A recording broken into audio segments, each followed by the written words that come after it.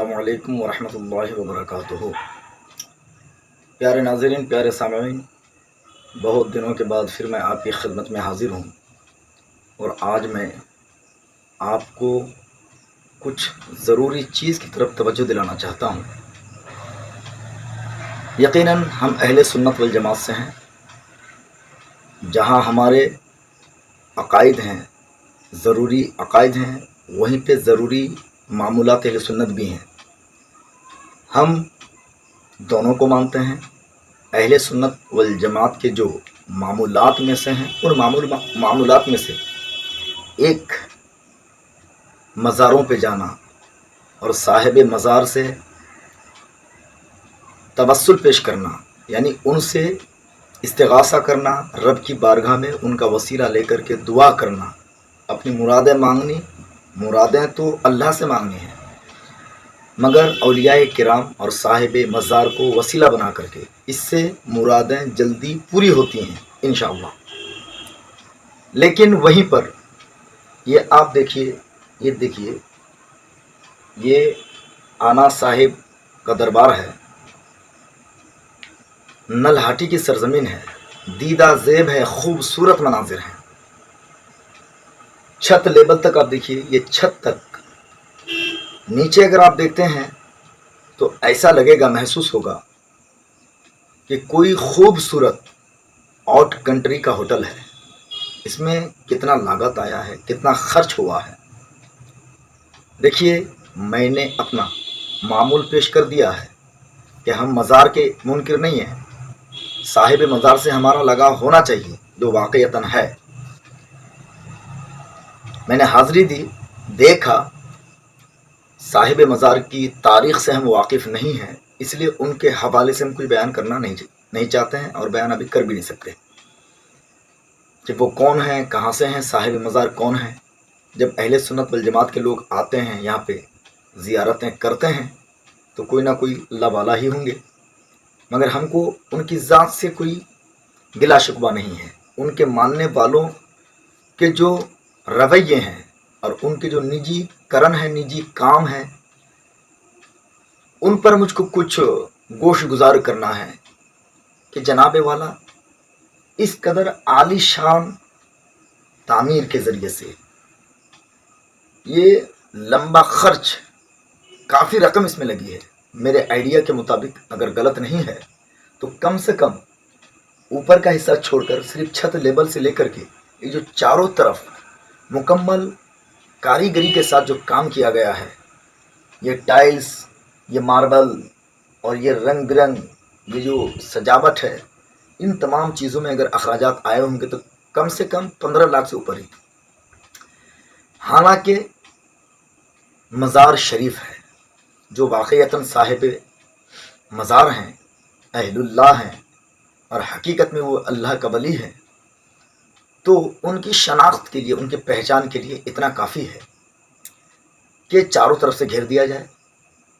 چلیے ٹھیک ہے، ہمیشہ کے لیے محفوظ کر دیا جائے تو پھر پکی دیوار بنا دے، اوپر چھت ہو اور چنائی کر دیا جائے۔ جب بھی کام چلے گا پتہ چلے گا کہ یہاں اہل اللہ ہے، عام آدمی نہیں ہے، یہ خاص قسم کا اللہ کا خاص بندہ ہے، کافی ہے۔ مگر اس کے علاوہ جو یہ قریباً 15 لاکھ سے زیادہ، میرا آئیڈیا غلط بھی ہو سکتا ہے، 20 لاکھ بھی اس میں خرچ ہو سکتے ہیں، یہ 15-20 لاکھ روپیوں کے ذریعے سے ایک دینی ادارہ قائم ہو سکتا تھا۔ تو دینی ادارہ قائم نہ کر مزار پر جو اتنا خرچ کیا گیا ہے، تو اتنے خرچ کو وہاں پہ صرف کر کے ہمارے مسلمان بھائی کیا بتانا چاہتے ہیں؟ دین کا کون سا کام اس سے لینا مقصد ہے؟ اس سے دین کا کون سا کام ہو رہا ہے؟ مسلمانوں کی کون سی ضرورت پوری ہو رہی ہے؟ اے کاش ہم سمجھداری سے کام لیں۔ اے بزرگان دین کے عقیدت مندوں، بزرگان دین کے ماننے والوں، ان کے مزاروں پہ جا کر ان کی روح کو ایصال ثواب کر کے، ان کے نام کو، ان کی ذات کو، ان کے دینی خدمات کو رب کی بارگاہ میں پیش کر وسیلہ پیش کرنے والوں، دینی مراد چاہنے والوں، اگر حقیقت میں آپ صاحب مزار کو ماننے والے ہیں تو آپ ان کی تاریخ کے اوراق پلٹ کے دیکھو گے تو یہ جو بے محل جو خرچ کیا گیا ہے تو یہ بے محل ان اخراجات کے وہ قائل نہیں ہوں گے، مگر ہم تو عقیدت میں اتنے اندھے ہو چکے ہیں کہ ہمیں جہاں خرچ کرنا چاہیے وہاں خرچ نہیں کرتے ہیں، جہاں کوئی ضرورت ہی نہیں ہے، کوئی ضرورت نہیں ہے، ہم وہاں بے وجہ بے ضرورت اتنے اخراجات صرف کر ڈالتے ہیں کہ ان اخراجات کے ذریعے سے کوئی دینی ادارہ قائم ہو سکتا تھا، غریبوں کی پرورش ہو سکتی تھی، بہت سارے غریب مسلمانوں کی مدد ہو سکتی تھی۔ ان چیزوں کی طرف ہم کب متوجہ ہوں گے؟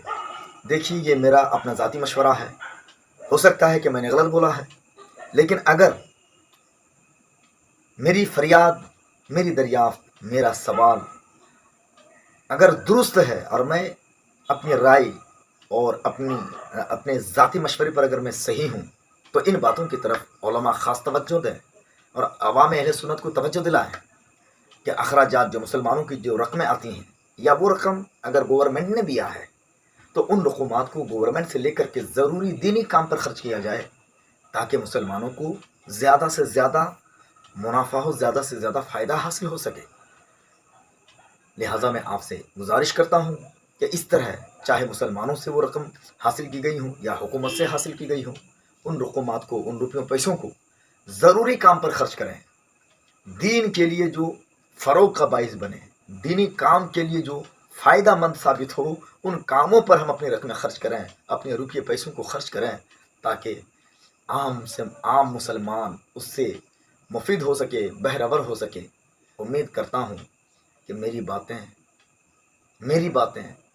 باتوں میں کچھ درد ہے، کچھ نہ کچھ درد ہے، اور ان باتوں کو توجہ دیں گے آپ، اور لوگوں کو بھی اس کی طرف توجہ دلا کر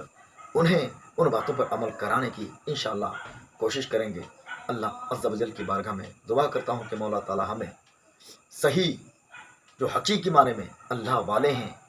صاحب مزار اللہ والے ہیں، ان سے ہمیں عقیدت رکھنے، ان سے محبت کرنے، اور ان کی راہ جو دین کا جو راستہ ہے، دین کی جو راہ انہوں نے طے کیے ہیں، راہ سلوک طے کیے ہیں، اور اللہ کا قرب انہوں نے حاصل کیا ہے، ان کی راہ پہ ہمیں چلنے کی توفیق عطا فرمائے،